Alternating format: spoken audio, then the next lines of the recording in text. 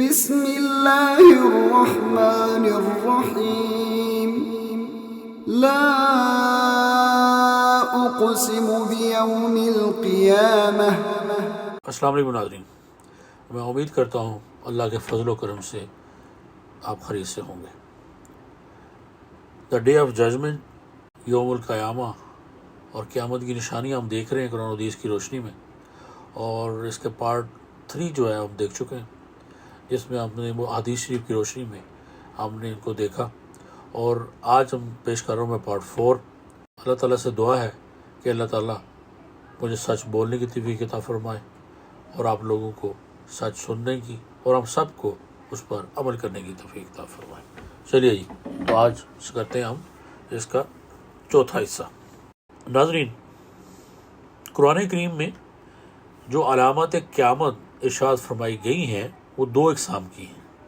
پہلی قسم ان علامات کی ہیں جو قیامت کے بہت قریب ظاہر ہوں گی، اور ان میں سے صرف ایک علامت ایسی ہوگی جس کے بارے میں بتایا گیا ہے کہ وہ حضور اکرم صلی اللہ علیہ وآلہ وسلم کے زمانہ میں ہی پوری ہو گئی تھی، یعنی شق القمر کا واقعہ۔ چنانچہ سورۃ قمر میں ارشاد ہے، اور قیامت نزدیک آ پہنچی اور چاند شق ہو گیا، سورہ قمر آیت نمبر 1۔ اس کے علاوہ جتنی بھی علامات قرآن کریم میں بیان ہوئیں وہ سب قیامت کے بہت نزدیک ہیں۔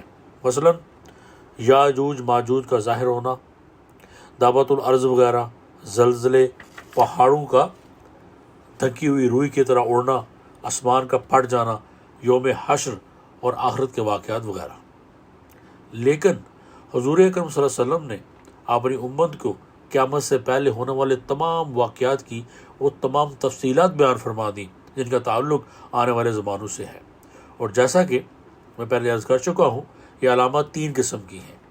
پہلی قسم وہ ہے جو علامات ظاہر ہو چکی ہیں، مثلا نار حجاز اور فتنہ تاتار وغیرہ، جنہیں علامات بعیدہ کہا جاتا ہے۔ دوسری وہ جن کا ظہور ہو گیا لیکن ابھی انتہا کو نہیں پہنچا، مثلا زمانے کی تیز رفتاری، علم کا اٹھنا، غربت میں اضافہ، زلزلوں کی کثرت وغیرہ۔ یہ سب جب اپنی انتہا کو پہنچے گی تو قیامت کی بڑی علامتیں شروع ہو جائیں گی۔ درائے فرات کے بارے میں مختلف احادیث میں یہ فرمایا گیا ہے کہ قیامت سے پہلے درائے فرات سے سونے کا ایک پہاڑ نکلے گا۔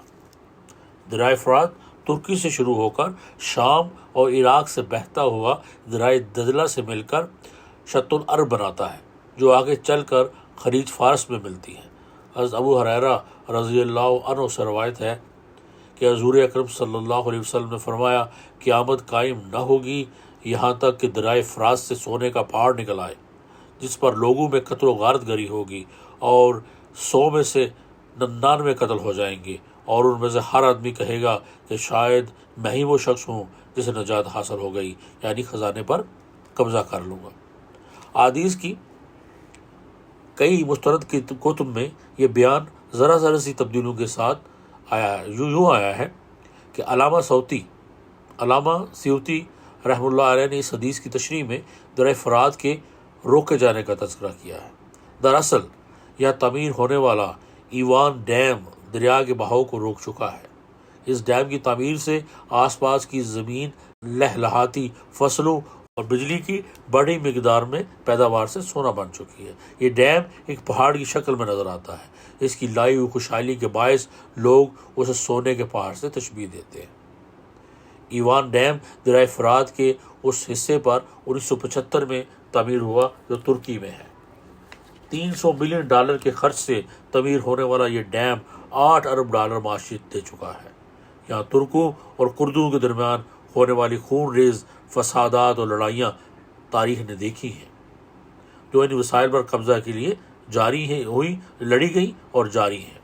اس پر غور کریں تو ہمیں حدیث شریف کی صداقت کا علم ہو جاتا ہے۔ ظہور امام مہدی سے پہلے ایک دمدار ستارے کے نظر آنے کی بھی پیشن گوئی کی گئی ہے۔ آپ صلی اللہ علیہ وسلم نے فرمایا، اس کے آنے سے پہلے ایک دمدار ستارہ مشرق سے طلوع ہوگا۔ یہی بیان امام جعفر صادق رضی اللہ عنہ سے بھی روایت ہے، جنہوں نے فرمایا کہ ایک امام آخر کے آنے سے پہلے ماہ سفر میں ایک دمدار ستارہ نظر آئے گا جس کا نام الکرب الازشفا ہوگا۔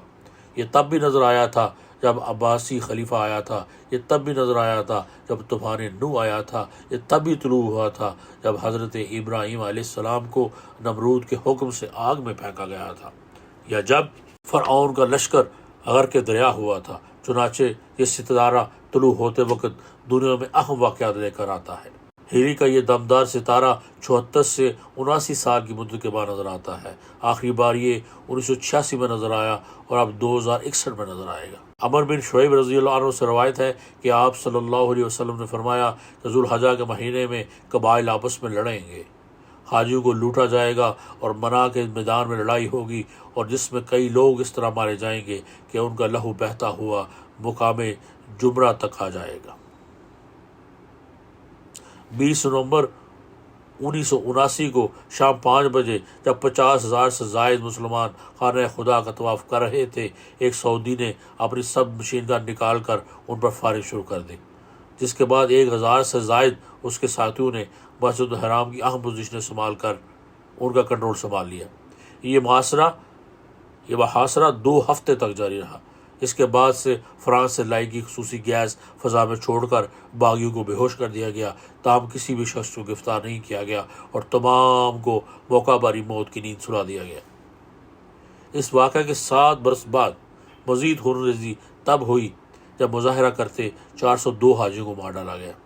سعودی فورسز اور رانی حاجیوں دونوں نے ارض مقدس پر ایک دوسرے کو نشانہ بنا کر گناہ کا ارتکاب کیا، اور اس طرح 1400 برس قبل بیان کی گئی نبی اکرم صلی اللہ علیہ وسلم کی حدیث کی پیشن گوئی پوری ہوئی۔ شق القمر کا معجزہ ہجرت سے 5 برس پہلے کا ہے۔ حضرت انس بن مالک رضی اللہ عنہ سے روایت ہے کہ مکہ کے لوگوں نے رسول اللہ صلی اللہ علیہ وسلم سے مطالبہ کیا کہ وہ کوئی معجزہ دکھائے۔ جواب میں رسول اللہ صلی اللہ علیہ وسلم نے چاند کے 2 ٹکڑے فرما دیے، اس طرح کہ ان کے درمیان ہرا کا پہاڑ نظر آ رہا تھا۔ ابن خاطر نے اپنی کتاب میں لکھا ہے کہ چاند کے ٹکڑے ہونے کا یہ منظر ہندوستان تک دیکھا گیا۔ لندن کی انڈیا آفس لائبریری میں موجود ایک انتہائی قدیم دستاویز، جس کا حوالہ نمبر عربی 2807 اور 152/173 ہے، اس کے مطابق ہندوستان کے جنوب مغربی ساحلی علاقے ملابار میں یہ پرانی روایت چلی آ رہی ہے کہ ان کے ایک بادشاہ چکرورتی فرمس نے چاند کے ٹکڑے ہونے کا منظر اپنی آنکھوں سے دیکھا۔ جب اسے خبر ملی کہ مکے میں خدا کے ایک پیغمبر نے یہ معجزہ دکھایا ہے، تو اپنا تخت اپنے بیٹے کے سپرد کر کے مکے کی طرف روانہ ہو گیا۔ اس نے وہاں پہنچ کر رسول اکرم صلی اللہ علیہ وسلم کے ہاتھ پر اسلام قبول کیا، اور ان کی ہدایت پر وطن واپسی کے دوران یمن کی بدنراہ ظفر کے نزدیک اس کا انتقال ہو گیا۔ کئی صدیوں تک اس علاقے میں ہندوستانی بادشاہ کا مزار مرجع خلائق رہا۔ دور حاضر کے چند دانشوروں کے نزدیک شقہ کا مفہوم زمین کا کھودا جانا ہے۔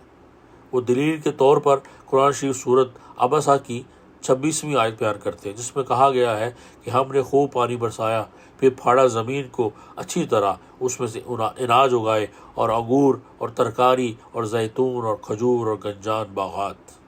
یہاں شقہ کا لفظ ٹکڑے کیے جانے کے لیے استعمال نہیں ہوا، بلکہ زمین کے کھودے جانے کے لیے استعمال ہوا ہے۔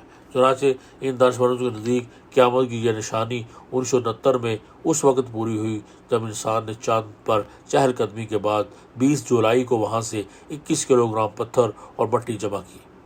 ان کا کہنا ہے کہ پہلے آنے والے انبیاء کے برعکس رسول اللہ صلی اللہ علیہ وسلم کوئی روایتی موضوع کی بجائے صرف قرآن کریم کا موضوع ہی عطا ہوا تھا، لیکن شق القمر کا واقعہ احادیث کی مستند کتب میں اس طرح بیان ہوا ہے جیسا کہ پہلے میں نے بیان کیا کہ جمہور علماء اس پر کامل اتفاق ہے۔ میں نے پچھلے ایک حصے میں 2 جماعتوں کے درمیان رسول اللہ صلی اللہ علیہ وسلم کی پیش گوئی کے حوالے سے یہ کہا تھا کہ یہاں جنگ صفین کا ذکر ہوا ہے، جو حضرت علی رضی اللہ عنہ اور حضرت امیر معاویہ کے درمیان صفین کے مقام پر ہوئی تھی۔ تاہم عہد حاضر کے کچھ علماء کا کہنا ہے کہ جس جنگ کی طرف اشارہ کیا گیا ہے وہ 1980 سے 1988 تک جاری رہنے والی وہ افسوسناک ایران اور عراق جنگ تھی، جس میں 10 لاکھ مسلمان شہید ہوئے، 4 لاکھ سے زیادہ عراقیوں اور 3.5 لاکھ ایرانی مسلمانوں کو جان و مال سے ہاتھ دھونا پڑا۔